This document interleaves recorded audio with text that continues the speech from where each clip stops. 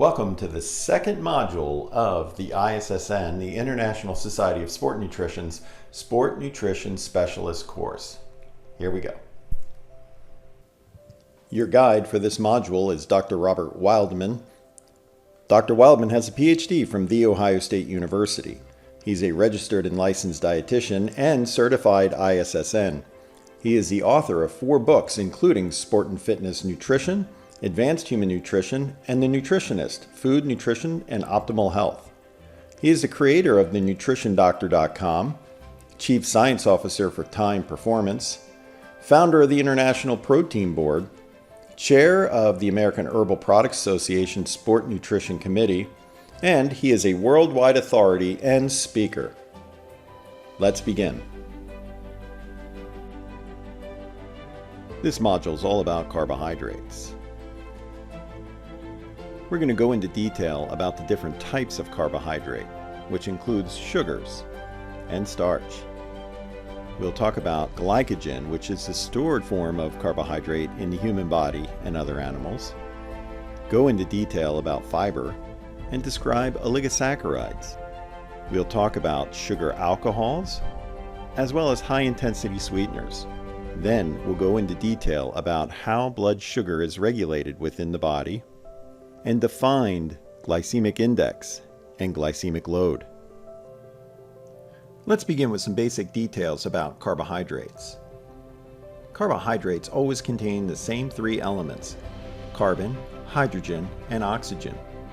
In general, there is a 1-to-1 ratio between carbon and the elements that make up water. This led to the term carbohydrate or carbohydrate. If we use glucose as an example, if you use the common denominator of 6, you return to that 1-to-1 ratio between carbon and the elements that make up water. Commonly, carbohydrates are referred to as sugars and complex carbohydrates. This is an okay description, but there's a lot more to it than just that. We're going to go into detail. Let's begin with the sugars. Sugars include monosaccharides and disaccharides. Monosaccharides, such as glucose, are the simplest of the sugars and the smallest carbohydrate units. The most significant nutritionally are glucose, fructose, and galactose. Sugars also include disaccharides. Disaccharides are 2 monosaccharides chemically bonded together. As an example, sucrose, or table sugar, is glucose chemically bonded to fructose, 2 monosaccharides linked together to form a disaccharide. Other disaccharides include lactose, which is glucose linked to galactose, as well as maltose, which is glucose linked to glucose. Lactose is often referred to as milk sugar, and milk sugar sometimes for people can become a source of intolerance as their body is unable to chemically break it down in the digestive tract efficiently. Of the 3 disaccharides, maltose is fairly limited naturally in the diet.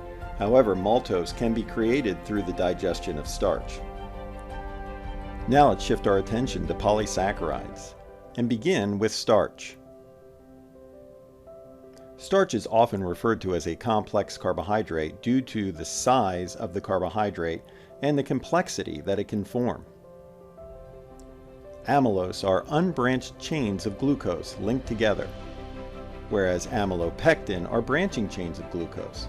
The important thing to remember is it's always glucose that is the monosaccharide in starch molecules.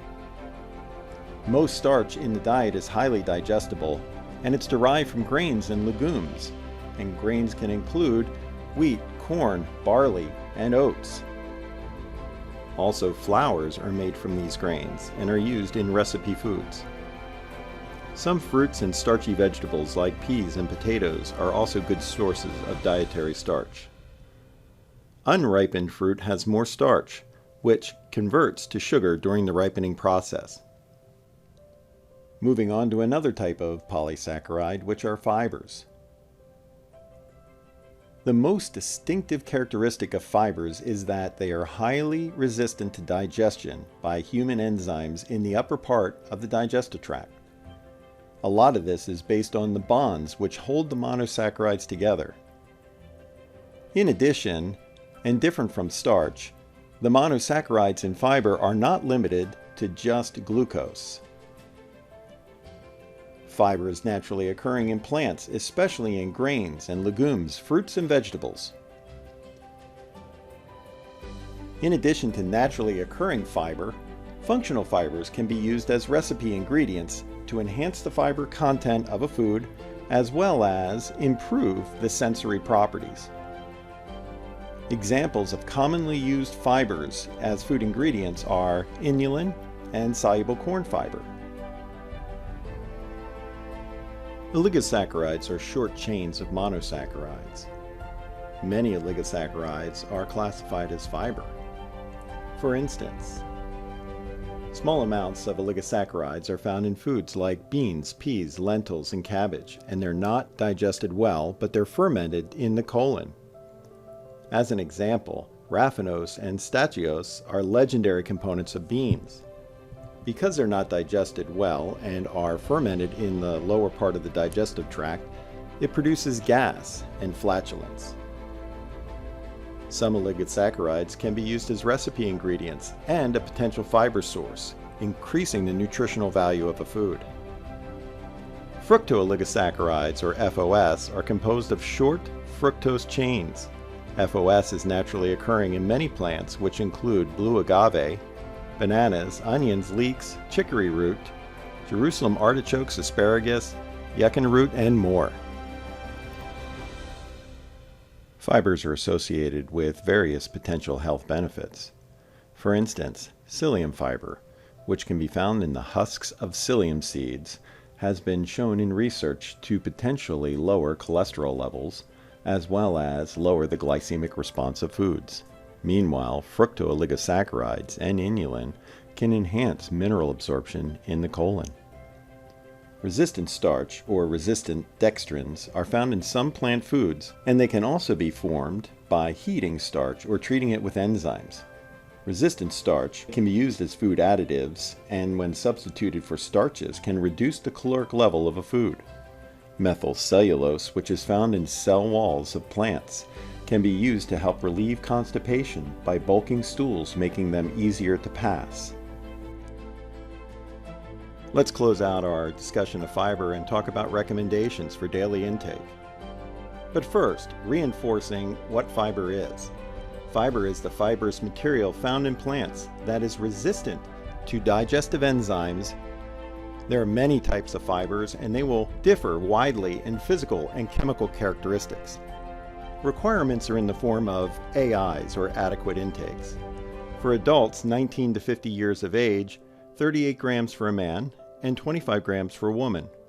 Over the age of 50, men 30 grams and women 21 grams. Oftentimes a rule of thumb is applied, where 14 grams of fiber per 1,000 calories consumed. Moving on to sugar alcohols, which include sorbitol, mannitol, xylitol, glycerol, erythritol, and maltitol. Sugar alcohols are similar in structure to monosaccharides and will yield a sweetness, but they're not handled the same within the body as the monosaccharides. Sugar alcohols are mostly used in the food industry as a sugar replacement. Because they do not promote dental caries, a lot of their early application was in sugar-free gums. Sugar alcohols have to be labeled as total carbohydrate on food and supplement labels, but they are not counted as added sugar. Sugar alcohols have varying calorie levels, which must be labeled appropriately. Some of the sugar alcohols in higher gram levels can cause GI discomfort, so consumers must be on the lookout for that. Additional sugar alternatives are the high-intensity sweeteners. The high-intensity sweeteners fall into two general categories. Artificial sweeteners such as sucralose, aspartame, asulfame potassium or ACE-K, and saccharin. And then you have plant-derived or extracted sweeteners such as stevia leaf extract, Stevia leaf extract is approved for use in dietary supplements. Stevioglycosides are GRAS, generally recognized as safe, and can be used in food. When considering the sugars, sugar alcohols, and high-intensity sweeteners together, we use sucrose, or table sugar, as the benchmark for sweetness. Sugars such as lactose, maltose, and glucose are a little less sweet than sucrose. Fructose is sweeter than sucrose. Sugar alcohols are less sweet than sucrose, but do not carry the same caloric load. High-intensity sweeteners like aspartame, sulfate potassium, saccharin, sucralose, and stevia are in order of tens to hundreds of times as sweet as sucrose.